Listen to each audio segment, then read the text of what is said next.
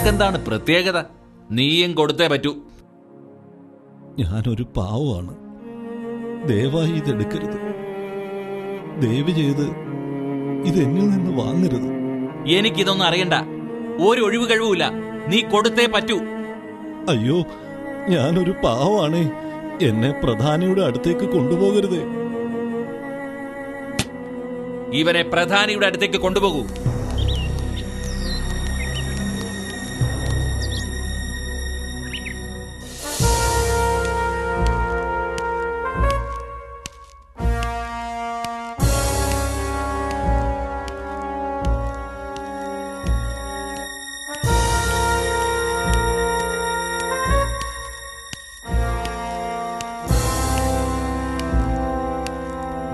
ഇവൻ നികുതി അടയ്ക്കുന്നില്ല. എന്തുകൊണ്ട്? എന്താണ് കാര്യം? ഞാനൊരു പാവമാണ്. എന്നെ ഒഴിവാക്കണമേ. സാധ്യമല്ല. നീ തന്നേ പറ്റൂ. ഇല്ലെങ്കിൽ എനിക്ക് ബലം പ്രയോഗിക്കേണ്ടി വരും.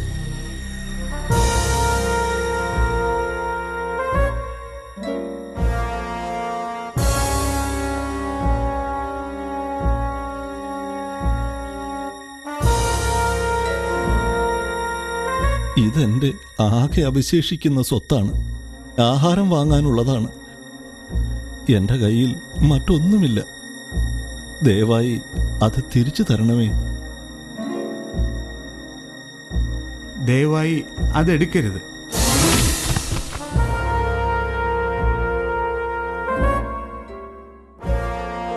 എനിക്കൊന്നും കേൾക്കണ്ട. എനിക്ക് പണം വേണം.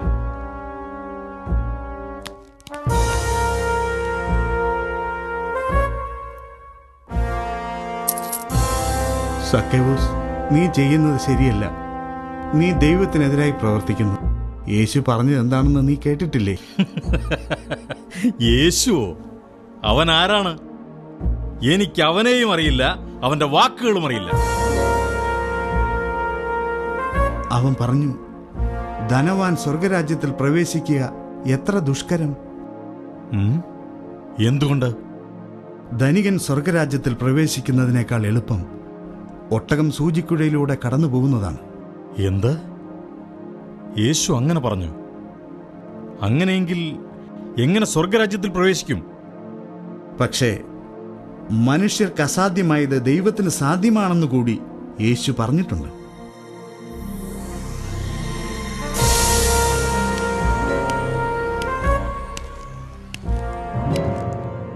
നീ ഒരു പാപിയാണ്. നിനക്ക് സ്വർഗരാജ്യത്തിൽ പ്രവേശിക്കുക സാധ്യമല്ല.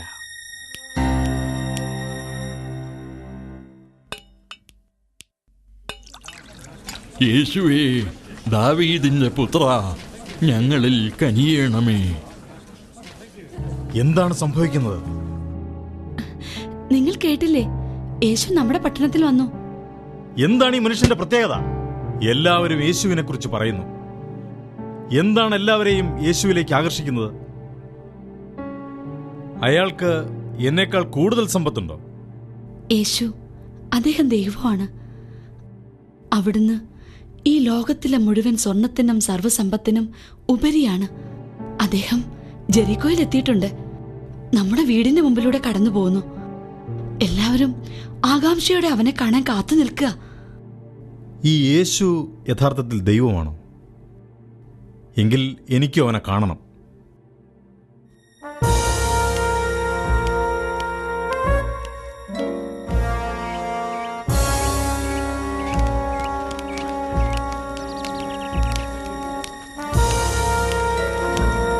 അന്ന് ചെകിടർ ഗ്രന്ഥത്തിലെ വാക്കുകൾ വായിച്ചു കേൾക്കുകയും അന്ധർക്ക് അന്ധകാരത്തിൽ ദർശനം ലഭിക്കുകയും ചെയ്യും.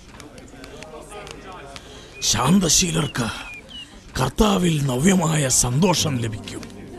ദരിദ്രർ ഇസ്രായേലിന്റെ പരിശുദ്ധനിൽ ആഹ്ലാദിക്കും. വിശുദ്ധ ലിഖിതം നിറവേറും. അതെ, ദരിദ്രർ സന്തോഷിക്കും. യേശു പറഞ്ഞു, നിനക്കുള്ളതെല്ലാം വിറ്റ് ദരിദ്രർക്ക് കൊടുക്കുക. അപ്പോൾ സ്വർഗത്തിൽ നിനക്ക് നിക്ഷേപം ഉണ്ടാകും. സ്വർഗത്തിൽ നിക്ഷേപം? സ്വർഗത്തിൽ നിക്ഷേപം?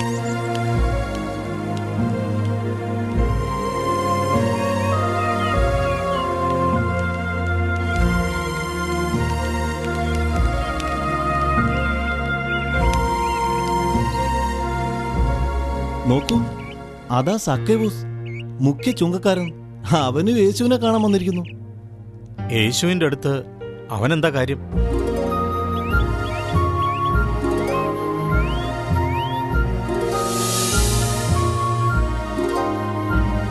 നീ ഒരു പാപിയാണ്.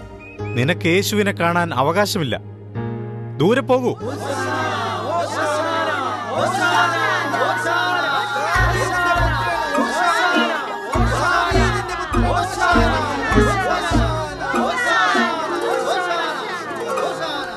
ദാവീദിന്റെ പുത്ര, ഞങ്ങളിൽ കനിയണമേ.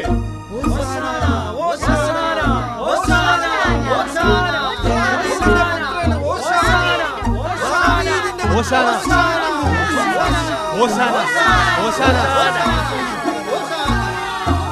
യേശു വരുന്നു. യേശു വരുന്നു. ഹോശാന.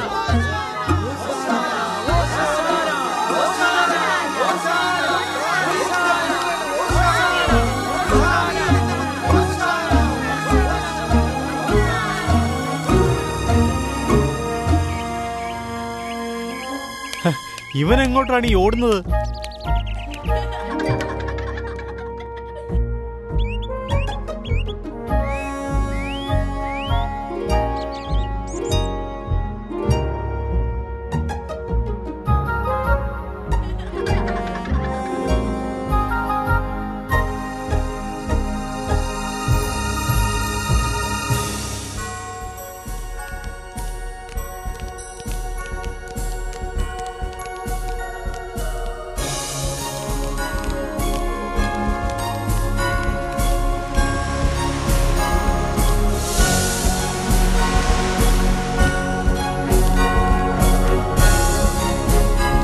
കർത്താവേ, അങ്ങേക്ക് സ്തുതി.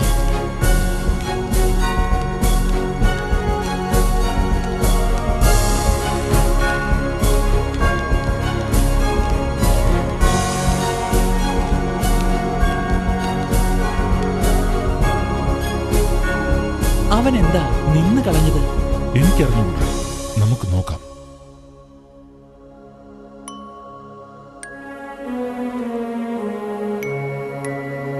സക്കേവൂസ്,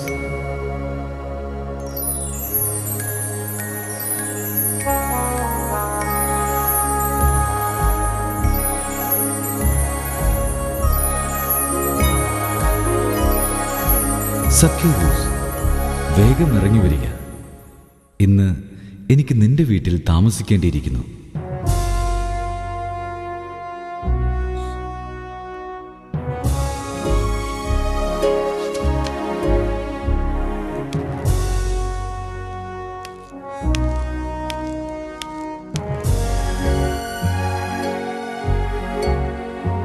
ഇവനും അബ്രാഹത്തിന്റെ പുത്രനാണ്.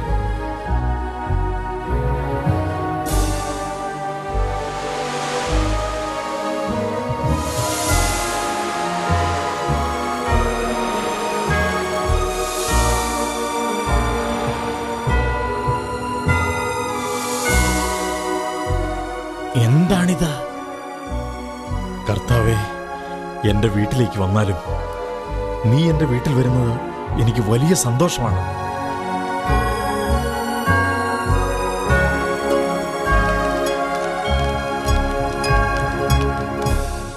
സമ്പത്തുള്ളവർ ദൈവരാജ്യത്തിൽ പ്രവേശിക്കുന്നത് എത്ര ദുഷ്കരം. ഞാനും ഒരു ചുങ്കക്കാരനായിരുന്നു. പക്ഷേ ഒരിക്കൽ ഞാൻ യേശുവിനെ കണ്ടുമുട്ടി. അതോടെ എന്റെ ജീവിതം തന്നെ മാറിപ്പോയി. മനുഷ്യർക്ക് അസാധ്യമായത് ദൈവത്തിന് സാധ്യമാണ്.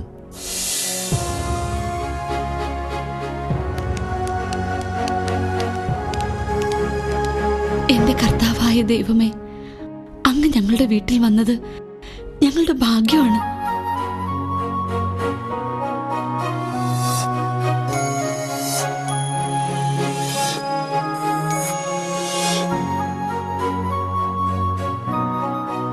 അവർക്കെങ്ങനെ ഇതുപോലെ പ്രവർത്തിക്കാൻ കഴിയും? അവൻ പാപിയായ ഒരുവന്റെ വീട്ടിൽ അതിഥിയായി പോകുന്നു.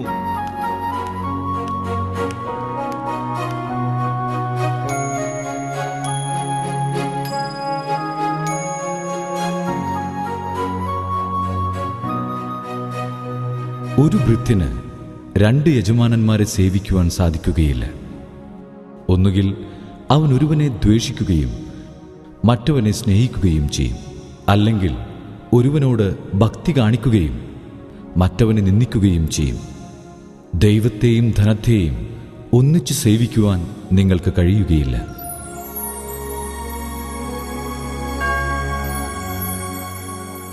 കർത്താവേ, എന്നോട് കരുണ തോന്നണമേ.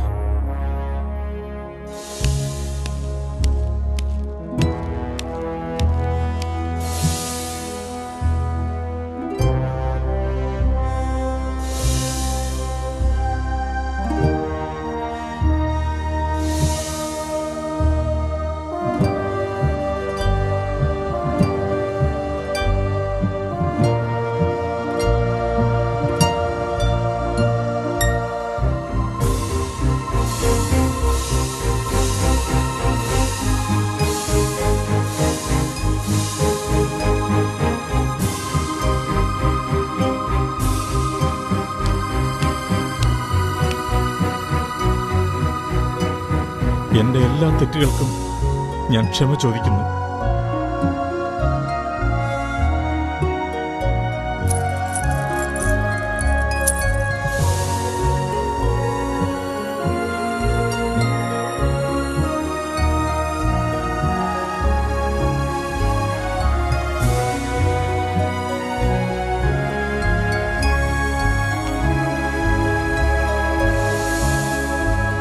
ദയവായി ഇതെല്ലാം സ്വീകരിക്കൂ, എന്നോട് ക്ഷമിക്കൂ. ഇതാണ് യഥാർത്ഥത്തിൽ നിത്യമായ സന്തോഷം എന്ന് പറയുന്നത്. അതെ, മനുഷ്യർക്ക് അസാധ്യമായത് ദൈവത്തിന് സാധ്യമാണ്. തീർച്ചയായും ദൈവരാജ്യം വന്നു കഴിഞ്ഞു. ഞങ്ങൾക്ക് എന്തെങ്കിലും തിന്നാൻ തരുമോ?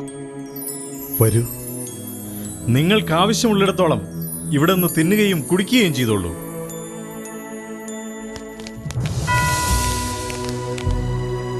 കർത്താവേ, ഇതാ എന്റെ സ്വത്തിൽ പകുതി ഞാൻ ദരിദ്രർക്ക് കൊടുക്കും. ആരുടെയെങ്കിലും വക വഞ്ചിച്ചെടുത്തിട്ടുണ്ടെങ്കിൽ 4 ഇരട്ടിയായി തിരിച്ചു കൊടുക്കും.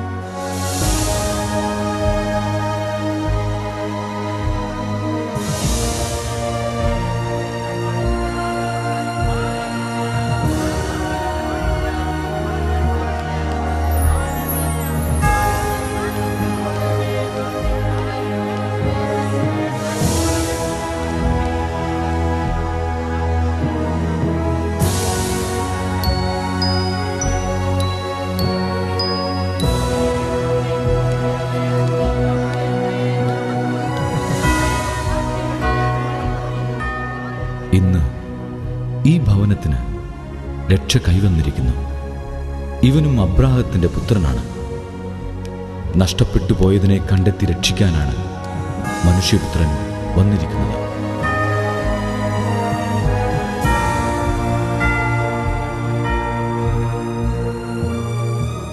എന്റെ കർത്താവായ ദൈവമേ, അങ്ങേക്ക് സ്തുതി. ഇപ്പോൾ ഞാൻ ധനികനായി. അങ്ങാണെന്റെ ധനം. എന്റെ കർത്താവേ, എന്റെ ദൈവമേ,